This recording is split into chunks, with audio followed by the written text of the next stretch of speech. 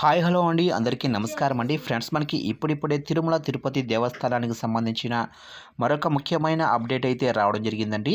అదేమిటంటే టీటీడీ తిరుమల వెళ్ళే భక్తులకు మరో గుడ్ న్యూస్ అంటూ ఇప్పుడిప్పుడే మనకు ఒక అప్డేట్ అయితే రావడం జరిగిందండి.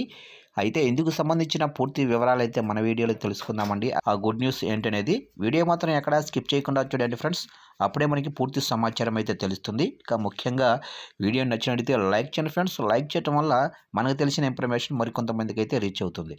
లేట్ చేయకుండా టాపిక్లోకి వెళ్ళిపోదాము. ఇక శ్రీ వెంకటేశ్వరుడి దివ్య సన్నిధి తిరుమలలో భక్తుల రద్దీ పూర్తిగా తగ్గింది. ఇక సోమవారం స్వామివారిని దర్శించుకునేందుకు భక్తులు తక్కువ సంఖ్యలో హాజరయ్యారు.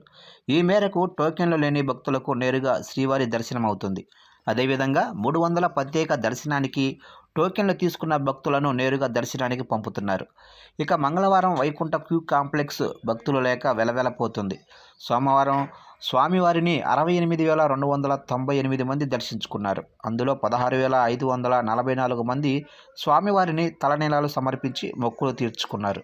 ఇక తిరుమల శ్రీవారి హుండీ ఆదాయం 4.1 కోట్లు వచ్చిందని టీటీడీ అధికారులు వెల్లడించారు.